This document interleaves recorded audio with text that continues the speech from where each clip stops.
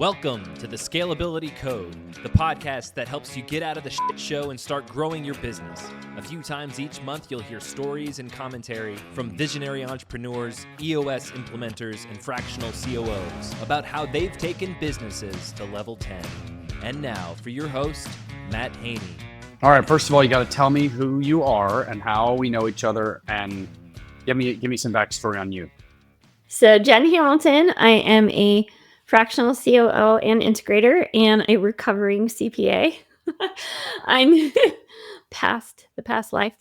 Yes. Matt and I have had the pleasure of being colleagues, working together in similar organization, being able to support clients in different ways. I always know I could count on Matt when I found a client who really needs someone who could make sure they get their stuff done, if I can, without cussing, Right. and really committed to their goals sometimes more than them. And so I'm just so grateful for this opportunity to talk with you, Matt, and be able to. Oh my God. Well, To I'm honored. share. I tell people starting this journey as a fractional and figuring out the roadmap. You were one of the first people I met, and instantly had this attraction to your delivery, to your demeanor, to your lack of ego, and I'm proud and honored to call you one of my first friends in the business and one of my Aw, colleagues. And thank you. you and I have shared a lot of stories about things we're dealing with, growing our practice, helping our clients, all of it. Absolutely. Yeah. Got to have a beer with you in San Diego. It's great. So Yeah. today I want to talk about some topics that I see come up regularly, and I'm just going to guess come up regularly with you as well. I actually know they do because they're pretty common topics, but they're Yeah. things that getting your perspective on them, I would cherish, because we don't have all the answers. We have suggestions. We draw back on expertise and experience. But at the end of the day, a big part of what makes me successful is the group of people around me that I can go leverage when I need a tough question. I use EOSI implementers a lot. I use my fractional COO friends, my Yeah. CPAs, my CFOs, blah, blah, blah. So one of the things I want to ask you, give me a minute or two about the top issues you see around hiring people. That could be finding people, that could be onboarding people, that could be determining if they're a culture fit, all that stuff. So maybe tell a story or tips that you pass on. So the answer to what am I struggling with or what do I see struggling, everything that you just listed is a challenge. And I think that it's not going away anytime soon.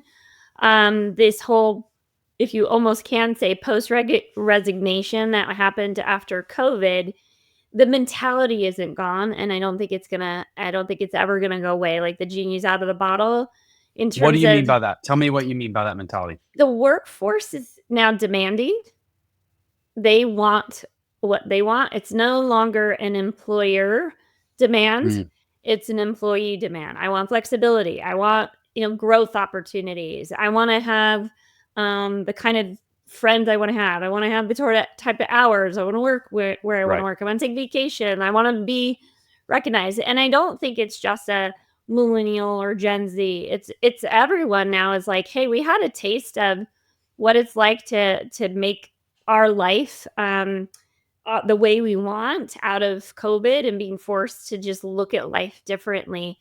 And yet I see employers not always thinking like, hey, we can just put that genie back in the bottle and we can just force them to come in the office or, just be micromanaged and not have to give growth opportunities, all these things that the workforce is demanding. And the thing that I think is good news is if you really do lean into your core values, you actually act on them, you have them clarified, act on them, hire by them, fire by them, do performance management. You do actually invest in your team, give them growth opportunities. It doesn't even have to be expensive. You could do like a book club, right?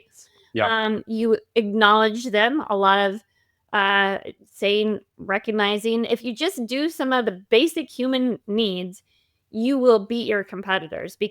Especially if you make that clear in your hiring that this is the kind of culture. And then when they come and they actually experience it, either just even through the interview process or certainly make that clear in your onboarding, but live it, you're going to be able to get that top talent because top talent will leave very quickly if they're not getting what they want. So that demanding, I don't think is ever going away. And it's not just the younger generation. But are you asking your clients or advising them to kind of hold tight to what they know is important? Because remember, at one point it was like, oh my God, we got to give them this, we got to take it, we got to do all this stuff. Are you saying, outwardly, like, we need to slow down and stop, that just because that's what they want doesn't mean that A, we have to give it to them, or B, that they're the right candidate? I mean, it's that whole adage, hire slow, fire fast. I mean, you hire people. So are you holding the line on that and being like, yeah, that demands a little outside of reality and also not part of the culture we would. What I would hold to is what is going to authentically work in your culture to cause productivity and engagement. And so that doesn't mean you need a pool table in the lunchroom and, ping pong or whatever, and go do like yoga retreats with your folks. I think that's what people get. It's what authentically will cause you as a team to be connected and to be productive. And when you step back, if people have more autonomy, if they have more a chance to be masters in their craft, so have some development that is legitimately going to help them be better at their craft, if they have access to tools that give them some flexibility, more AI type of tools, more automation tools, so they can do their best work and not get stuck in the drudgery. What I'm really pointing to is it should be a win-win. It's not one-sided. Just because they're demanding doesn't mean you have to meet the demands. But then I also wouldn't be demanding back. You don't just close the door and say you have to always be in the office. You can't work remotely. If there is more productivity, if there is more engagement, there's more effective. Really, your bottom line is effective when your team are productive. Then just be open to how can we create a culture that works for us and for the them. Yeah, I'm going to tell you a quick story because you triggered something I'm working on. One of my clients in Austin, they're a mechanical contracting firm, so they install big HVAC systems, and like plumbing for commercial buildings. We needed a business development rep. We needed someone senior. We needed someone who'd been in the industry. The guy we found after 3 months of searching was a project manager in the space for 12 years. So he's got a detail-minded, so not a good culture fit, knows the space, can talk the talk, like gets it. Instant credibility with customers because he can talk about it. So it was awesome. But he lived an hour outside of Austin. And my client was very insistent that he be in the office. And I said, this guy's the right fit. We did predictive index and Colby on this one. I don't know what you use. Do you use predictive index or just Colby? It depends. I usually go with what my client is using, and I definitely have used both of those in the past. So me too. It's a good answer. And I love predictive index. It's just not cheap. I think it's like $1,200 a month or something. But these guys are big enough to have it. Anyway, he is the perfect profile. We did all the things. And he's like, listen, I need to be in my office at home 3 days a week. He's got kids, and we struggled with it. But we ended up coming to your point, what was best for us and best for him. He's coming in on Mondays, which is he's fighting traffic 1 day a week. And then the other days he's expected to be at the office doing the work, but then also being in market for meetings and business development, whatever, all that stuff. But man, we were so intentional about the time we put into it in the process. He was taken back. We had his wife come up. We all had dinner with his wife. We talked through it. And he needed that ask. And we said, that's not really the culture of our company, but we're gonna move it to the middle. He came in the middle. I said, fine, let's do this. Let's come up with a really concise scorecard that we all believe in for the first 90 days. And let's just set this thing up from the beginning with proper expectations so that there's no, what are you doing every day? And this guy's he's not young, but he's not old. Anyway, it just was the right fit. And from the beginning, I think we all just kind of dropped our shoulders because we're like, we have clear expectations. He's a culture fit. We did all the things. Yeah. So that is a pat on the back to all of us for meeting people where they are, holding expectations for what they should be, and being genuine and just like candid. So anyway, that triggered my thought when you said that. I also want to acknowledge you and the team and anyone who really does this. It's a sign of good leadership. I think when people rely on structure, meaning like you have to be in the office or you have to be from 9 to 5 or whatever. I would question yourself, how are you as a leader? Because if you can maybe up your leadership skills, that you don't have to feel like I'm not in control, I don't know what's going on. That's a leadership thing, not a structural Right. thing. And I think people Right. lean on structure, blame structure, when it might be look in the mirror and see, how can I lead? So you gave a perfect example. Very clear expectations, being able to make it work, understand what's happening. It's more about communication and trust and verify that you can trust. Right. That's leadership. That is so well said. I use the term pre-existing conditions. I don't know if you know that term from an insurance world. Remember when you would go apply for an insurance policy and they would disqualify you for a pre-existing condition, something that happened previously. So I spent a lot of time with my visionaries saying, hey, I'm sensing some pre-existing conditions there. And I don't want to push that onto this new person who we're trusting and believing. Let's not carry our baggage. And people are like, okay, that's all right. I hear you. So to your point, being curious, being a good leader, and being open to something different. You are listening to the Scalability Code. I'm your host, Matt Haney, founder of Sinclair Ventures, and we help visionary entrepreneurs like you get out of the shit show and focus on growing your business. We offer fractional COO and leadership coaching services that free up that brain of yours to focus on what's next. Learn more about us at sinclairventures.com. Now back to it. You and I stare at scorecards all day, every day. And I've been asking this topic to a few different people about how to manage red scorecards. And what I mean is we start an engagement with somebody, generally, we're receiving some sort of red on the scorecard. Otherwise, maybe they wouldn't need us. One I'm struggling with right now is consistent revenue, right? Week over week, which is good. This company measures week over week revenue, but it's still 25% below the target that they have set. Now, maybe that target was from COVID days when everyone was overinflated, or they lost a big customer and whatever. But I'm walking into a very consistent scorecard, but it's 25% below the number they've assigned. And it's a Debbie the Downer day when you come in every freaking day and see a red number. So I want to get your thoughts on how you approach that, and maybe some tips or suggestions on how to move to a solution. One of the things that I think is really interesting around metrics, individual metrics, company metrics, I have this conversation a lot with different clients, is really the psychology of grades. And you're like, what do you mean? Think about it when we were in school and the psychology of grades.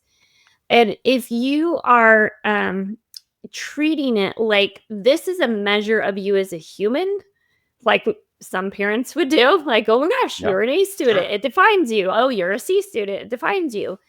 You want to be very careful about the messages that your scorecard is sending, and the red and the green and all of that kind of stuff.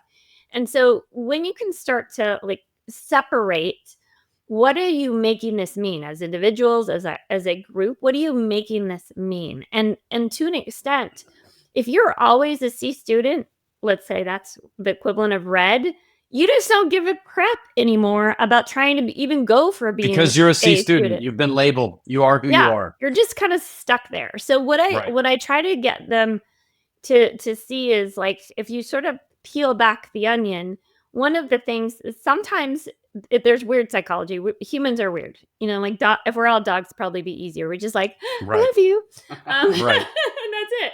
But some people are, they have a fear of success. Some people have a fear of failure. Like, there's just different things that are happening. And sometimes staying in the red feels more comfortable than actually going for an A and it's just staying in the seat. So one of the things that what I like to do to kind of solve some of this is, first of all, I like to communicate that metrics have nothing to do with your worth as a human. Really just put it out there. This is not the purpose. This is not to judge you. This is not to grade you. This is not to score you. What I like to make very, very clear is that metrics are a measure of feedback. And I like to make the analogy. That's so good. That's a quote. I love it. A measurement of feedback. I love it. Just feedback, right? Yeah. I like to make the analogy, and I actually share this with the team so that they could stop getting all wrapped up in their head around it. Whether it's green all the time or red all the time, it's also a problem, right? Not stretching and not even trying or whatever. But I think the thing as If we think about our car as a dashboard, there are a lot of metrics in a car, but there's a few key metrics, and all it is giving you feedback. So if your car registers that it's almost out of fuel, you're not going to be like, I'm a horrible, horrible human being. Right. It's judging me. It's like, no, Yeah. it's feedback to take action. And that's all that metrics are. It allows us to know, do I need to take action? Do I need to go get gas in my car? Do I need to go plug it in if it's electric? Whatever it is, or the check engine's light. I got to go take action. All that metrics are is feedback to take action. And so when you are always red or always green, or maybe not completing them all the time, you can't take action. And you can't be proactive. You can't be reactive even. And so you can't solve problems, and they're likely to come up every time. And so if I can get the team to be committed to that we are going to be better if we take action, then let's recalibrate our metrics so that they give us good feedback so we can take appropriate action. Love it.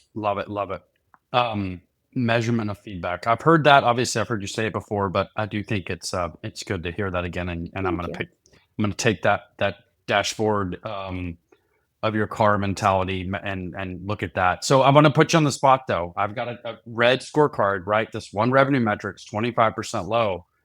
Do I say to them, hey, I think we need to adjust this measurement to be a reasonable reach over where we are today, not showing 25% need to pick up and that we're just never going to get there. So do I go back and adjust that effective immediately and say, because your point is valid. Like you see that glaring red and whoever's name's next to it is ultimately the one that dreads the meeting to show that. Yeah. So what is that the approach? I would make it, if it's me, I'm putting it on the issues list to bring it up as a conversation. And I would just kind of make it like, let's peel the onion back here a little bit. Where did we come up with this number? Why did we come up with this number? What's the intention with this number? Sort of get to the root cause of why it is 25% off. And what is our intention here? And rebuild it. What is it that we want to have this actually be? And is it really mean that if we don't hit this 25% higher amount, we're in trouble? Just really kind of get the team to unravel it and then say, let's build it up with the intention in mind. So once you can get clear on what are we trying to go for, and also using we love to do with the SMART goals is what is attainable, what is realistic. I would rather start to, especially when they've had a lot of red, I would rather they start to get some wins and even just to have it let's just start to get some wins and build momentum and build back up to the 25%. But let's start with 3% and see if we can stay consistent at 3% higher. And to your point, it's sometimes arbitrary if it was something that was hit years ago or months, quarters ago. But it's one thing if it's okay, well, that number we have to get to get to profitability. Okay, then that's a different deal, right? Because now you have a reason to get there, not just this arbitrary or what may seem as an arbitrary number. Awesome. Exactly. All right, one more question or two, and now I'm going to let you go. I get asked a lot of times early on in conversations with prospects, potential clients, how long are your engagements and what I plan in my mind, me in this case as the visionary hiring the integrator, how long should I plan to have you? And how do I know you're going to stay in that long or not 6 months past that or 6 months ahead of that? So I'm going to give you two answers. One, I'm going to give you the what I think is a more of an ideal engagement, and then my second answer is like every other doctor or lawyer, it depends, right? So let me be yeah. But let me say what I think is the ideal amount of time with someone coming in and really as your fractional COO or integrator. What you're doing is you're putting in a new operating approach. Yes. Whether it's a system, whether it's new tools, new team, etc. And I really think just stepping back, ideally you want to be there a little over a year. Maybe it could go faster, and that's where the depends comes. Let's see if it could go faster. But what I like to do as an outside operator who's causing the team and the processes to happen is get through an entire cycle. And then a little bit more, just to kind of really get complete. Because when you first start, you're just trying to get an understanding of what's going on, and there's usually chaos that you're trying to like simmer down some of the heat. So do I have perfect things that are like a little bit more than a year? No, like it almost never, but which is the second answer. But Right. I think it's a good goal to see like what can we do to get a full operating cycle with better processes, better team, better approach to communicating, to working together, to problem solving. And then I will say, you know, I have had clients that only needed 10 months because the budget was such that we, you know, it wasn't going to work anymore for me. And in that example it was a client who we did all the right things. We got the wrong people off the bus, but they were the revenue generators. So all of the admin people were the right people and the revenue generators weren't. So now the ratio wasn't right. And I was like, you guys now have a good enough leadership team. I didn't finish. Let me give you a plan of what I would do to finish out the year. Your team can take it from there, finish it out. But don't spend money on me right now because your admin numbers percentage is too high. Yeah, so come back you just never know. So my answer has been, it takes me 30 to 60 days to understand the business, the people. Because remember, we're only in there fractionally. If I was in there 5 days a week for 50 hours a week, Very then different. sure, 5 days, I'd be great, different story. But I'm learning personalities, 6 to 12 hours at a time. So that takes a minute, right? And then to make your suggestions on any changes that you see from a people perspective or accountability chart or changes, it takes time to understand that. And then I would say you need 90 days to hire anyone, because you're going to start your search once you have your accountability chart defined, once you have roles and responsibilities, once you have the job description. If you're using a talent recruiter, then obviously you got someone to go help prospect, but it's going to take you 30 days to get a pool of qualified candidates to have conversation. Okay, great. It's going to take you another 2 weeks to onboard, hire a person. Then it's going to take them 2 weeks. All of a sudden, it's 90 days right there, just hiring one person for one seat, either at the leadership team level or a key player, one step down. I mean, that just eats up 3 months. And then you're going to want to be able to see them be successful and make sure that you're setting expectations around what holding them accountable looks like, which has to be different than what the last person that was hired was. So I think you're spot on with a year. I've had one engagement that lasted 11 months or 10 months. But all of them other ones are 12 months. And I still have some sort of minimal engagement with a 2.5-year client. So short answer, plan on a year. It's just have that in your mind. And if something drives, that forward or back, then you have the conversation around it. Yeah. The thing that I think is really important to also see, though, is that what is the commitment and the caliber of your team that already exists? Because that's part of what can make things go faster or slower.